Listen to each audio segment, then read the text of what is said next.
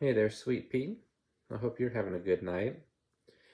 Um, we had movie and dinner time and got to hang out, which was great. Um, I always feel like I'm riding a high anytime I get to spend time with you. So riding that out, I was missing you, and I thought, you know what? I'm telling you, I want us to read the book together, and the only way we can do that is if I make the videos frequently enough that everybody can remember what's going on, right? So we're about to start chapter 5. And as best I remember, I should have looked back and read the last few pages. Um, he went on his leave of absence for the winter or for Christmas or whatever it was, and had a wild time, which was not what he intended to do. He just kind of let urges and I guess women rule what he was doing. So he gets back, and people are getting ready to get back in the swing of the war. And his buddy, his roommate or whatever, it's like, hey, I've met this lady. I want you to come with me, and we're going to go talk. And it was a nurse, and you remember the nurse had a friend, so they end up talking to each one, and he's like, I kind of like her, and she was really pretty and whatever. So now we'll start with chapter 5.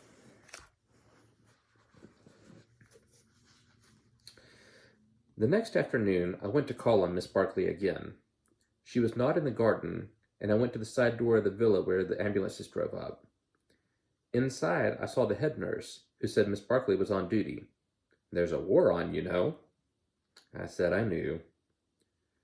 You're the American in the Italian army? She asked. Yes, ma'am. How did you happen to do that? Why didn't you join up with us? I don't know, I said. Could I join now? I'm afraid not now. Tell me, why did you join up with the Italians? I was in Italy, I said, and I spoke Italian. Oh, she said, I'm learning it. It's beautiful language. Somebody said you should be able to learn it in 2 weeks. Oh, I'll not learn it in 2 weeks. I've studied it for months now. You may come and see her after 7 o'clock if you wish. She'll be off then.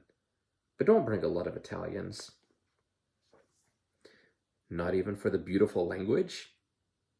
No, nor for the beautiful uniforms. Good evening, I said. Arrivederci, tenente. Ooh, arrivederla. I don't know that one. I guess that's the feminine version? Arrivederla? I saluted and went out. It was impossible to salute foreigners as an Italian without embarrassment. The Italian salute never seemed made for export. Now I want to know what the Italian salute is. I'll have to look that up later. The day had been hot. I had been up the river to the bridgehead at Plava. It was there that the offensive was to begin. It had been impossible to advance on the far side the year before because there was only one road leading down from the pass to the pontoon bridge, and it was under machine gun and shell fire for nearly a mile. It was not wide enough either to carry all the transport for an offensive, and the Austrians could make a shambles out of it. But the Italians had crossed and spread out a little way on the far side to hold about 1.5 miles on the Austrian side of the river. It was a nasty place, and the Austrians should not have let them hold it. I suppose it was a mutual tolerance because the Austrians still kept a bridgehead further down the river. The Austrian trenches were above on the hillside only a few yards from the Italian lines. There had been a little town, but it was all rubble. There was what was left of a railway station and a smashed permanent bridge that could not be repaired and used because it was in plain sight. I went along the narrow road down toward the river, left the car at the dressing station under the hill, crossed the pontoon bridge, which was protected by a shoulder of the mountain, and went through the trenches in the smashed-down town and along the edge of the slope. Everybody was in the dugouts. There were racks of rockets standing to be touched off to call for help from the artillery or to signal with that the telephone wires were cut. It was quiet, hot, and dirty. I looked across the wire at the Austrian lines. Nobody was in sight. I had a drink with a captain that I knew in one of the dugouts and went back across the bridge. A new wide road was being finished that would go over the mountain and zigzag down to the bridge.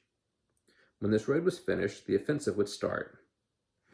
it's so weird to me that wars are just different now.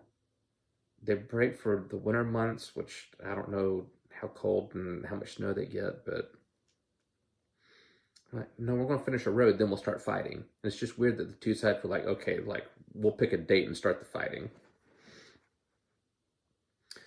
Um, I lost my spot. That's not good. Let's see. Oh, here we go. When the road was finished, the offensive would start. It came down through the forest in sharp turns. The system was to bring everything down the new road and take the empty trucks, carts, and loaded ambulances and all returning traffic up the narrow old road. The dressing station was on the Austrian side of the river, under the edge of the hill, and stretcher bearers would bring the wounded back across the pontoon bridge. It would be the same when the offensive started. As far as I could make out, the last mile or so of the new road where it started to level out would be able to be shelled steadily by the Austrians. It looked as though it might be a mess, but I found a place where the cars would be sheltered after they passed that last bad-looking bit and could wait for the wounded to be brought across the pontoon bridge. I would have liked to drive over the new road, but it was not yet finished.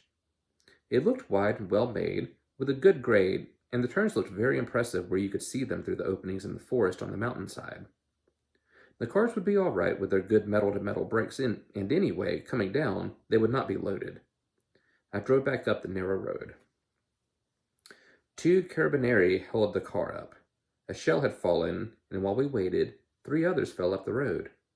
There were 77s, and came with a whishing rush of air, a hard, bright burst and flash, and then gray smoke that blew across the road. The carabinieri waved us to go on. By the way, I don't know if I'm pronouncing that right. I'm just taking a shot at it. Passing where the shells had landed, I avoided the small broken places and smelled the high explosive and the smell of blasted clay and stone and freshly scattered flint. Shattered. Man, I can't read. I need to put my glasses on, I guess. And freshly shattered flint. I drove back to Gorizia in our villa and, as I said, went to call on Miss Barkley, who was on duty. At dinner, I ate very quickly and left for the villa where the British had their hospital. It was really very large and beautiful, and there were fine trees in the grounds. Miss Barkley was sitting on a bench in the garden. Miss Ferguson was with her. They seemed glad to see me, and in a little while Miss Ferguson excused herself and went away. "I'll leave you two," she said. "You get along very well without me." "Don't go, Helen," Miss Barkley said. "I'd really rather. I must write some letters." "Good night," I said. "Good night, Mr. Henry." "Don't write anything that will bother the censor." "Don't worry. I only write about what a beautiful place we live in and how brave the Italians are." "That way you'll be decorated." "That will be nice. Good night, Catherine." "I'll see you in a little while," Miss Barkley said. Miss Ferguson walked away in the dark. "She's nice," I said. "Oh, yes, she's very nice. She's a nurse." "Aren't you a nurse?" "Oh, no, I'm something called a VAD. We work very hard, but no one trusts us."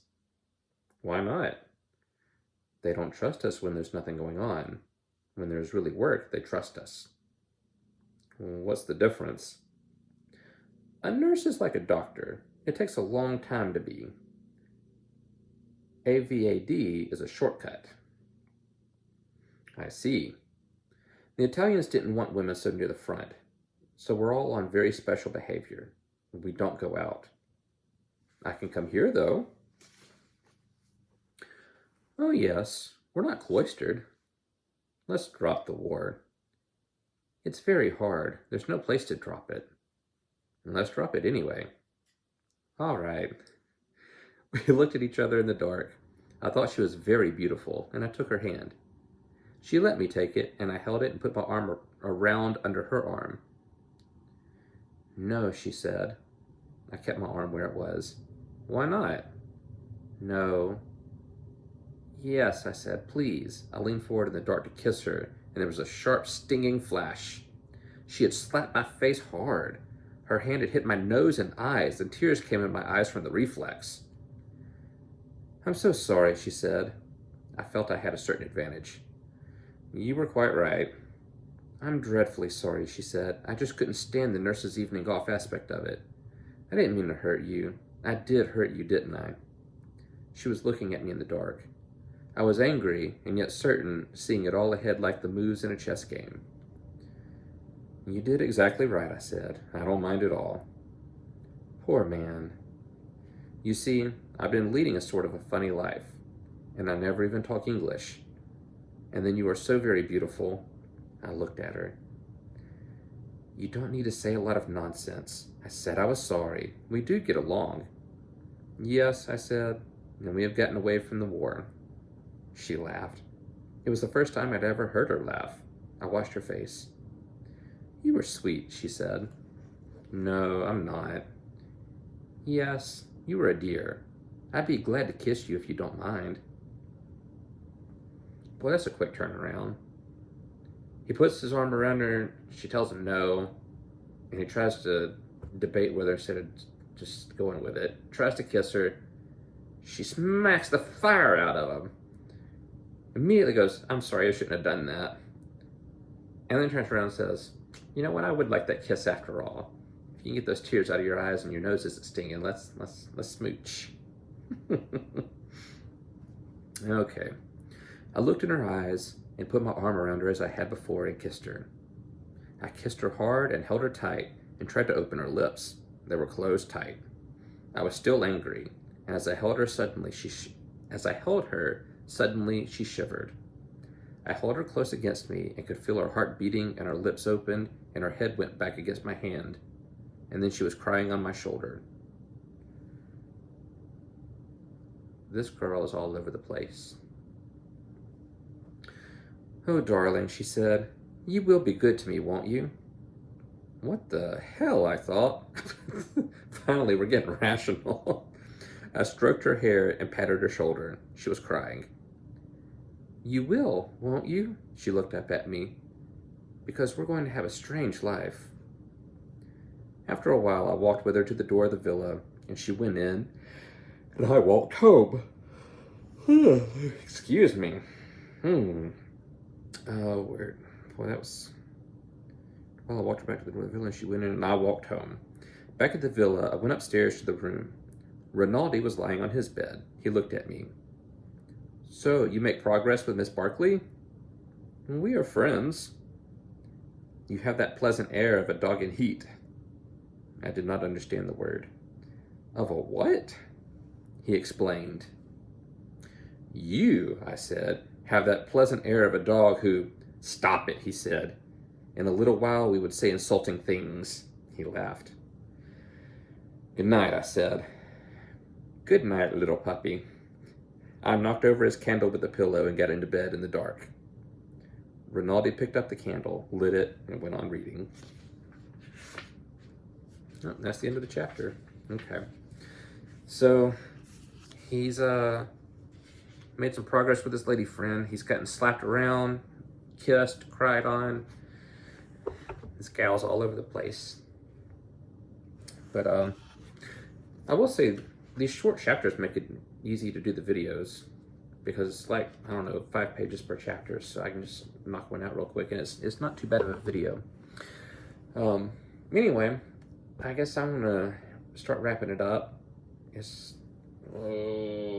almost 10 o'clock, so you may be starting bedtime routine soon, getting y'all in bed at a reasonable time. I will not be going to bed soon. I'm gonna play Call of Duty and eat my Nutella biscuits and maybe some ice cream bars. We'll see. I'll be good and fat. Yeah. Anyway, I love you so much. I had such a great time with y'all today. I love getting to do things with y'all and spend that time or have the quality time. That's what I'm trying to say. I really appreciate y'all letting me be part of the group, part of the family, and having those good moments together. Anyway, I will talk to you later. Bye.